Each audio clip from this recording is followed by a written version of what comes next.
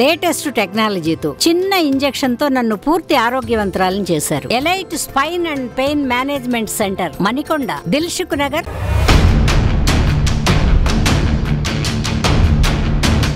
Bengaluru rave party Telugu రాష్ట్రాల్లో తీవ్ర దుమారం రేపుతోంది. అయితే ఈ రేవ్ పార్టీ మూలాలు బెజవాడలోనే బయటపడ్డాయి. అవును, ఈ రేవ్ పార్టీలో అరెస్టైన ప్రధాన నిందితుడు లంకపల్లి వాసుది విజయవాడ. ఆంజనేయవాగు సమీపంలోని బ్రహ్మంగారి మఠం వీధికి చెందిన వాసుది రెక్కాడితే కాని డొక్కాడని కుటుంబం. అతని కుటుంబమంతా పూరింట్లోనే ఉండేవారు. తండ్రి మరణించడంతో తల్లి దోసెలమ్మి కుటుంబాన్ని పోషించేది. వాసుకి 2 అక్కలు, 1 అన్నయ్య ఉన్నారు. అయితే క్రికెటర్ కావాలన్న లక్ష్యమే వాసుని బుకీగా మార్చింది. క్రికెట్, హాకీ, కబడ్డీ ఇలా అన్ని క్రీడల్లో బుకీగా వ్యవహరించేవాడు వాసు.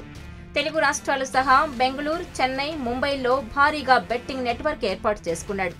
ఆ తర్వాత తన వ్యాపారాన్ని మరింత విస్తరించి హైదరాబాద్, బెంగళూరులో పబ్బులు కూడా నిర్వహిస్తున్నాడు. అతనికి భార్య, 2 కుమార్తెలు ఉన్నారు. వారు విజయవాడలోనే ఉంటారు. వాసు అప్పుడప్పుడు ఇంటికొచ్చి వెళ్తుంటాడు. దుబాయ్, బెంగళూరు, మలేషియాలో పనిచేస్తానని చుట్టుపక్కల వారిని నమ్మించాడు.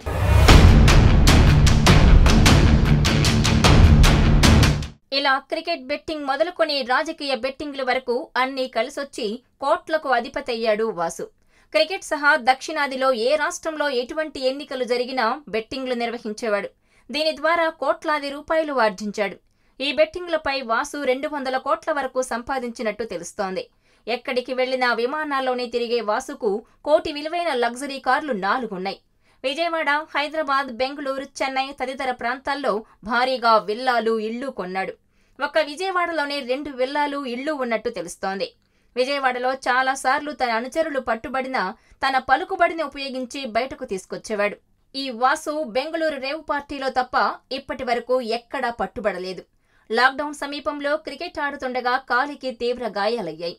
ఇటీవలి వరకు చేతికర్ర సాయంతోనే నడిచేవాడు. కిడ్నీస్ కూడా దెబ్బతిన్నాయి. హార్ట్ ప్రాబ్లం రావడంతో స్టంట్ వేసినట్టు తెలుస్తోంది.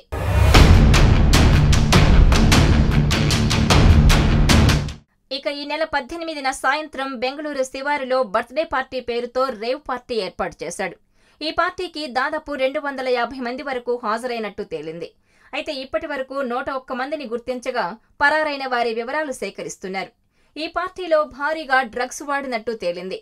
పార్టీలో పట్టుబడిన వారి బ్లడ్ సేకరించి టెస్టుల కోసం పంపించారు. ఇక పార్టీలో 3 డ్రగ్స్ పెడ్లర్స్ ను అరెస్ట్ చేశారు. వాసుతో సంబంధం లేకుండా వారు పార్టీలోకి రావడం అసాధ్యమంటున్నారు పోలీసులు.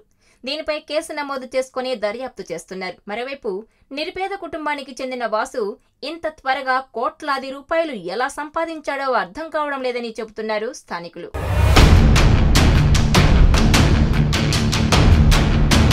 మరిన్ని వీడియోస్ కోసం ఛానల్ ని సబ్స్క్రైబ్ చేయండి. లేటెస్ట్ అప్డేట్స్ కోసం వాట్సాప్ ఛానల్ ని ఫాలో చేయండి. అండ్ లింక్ డిస్క్రిప్షన్ లో ఉంది.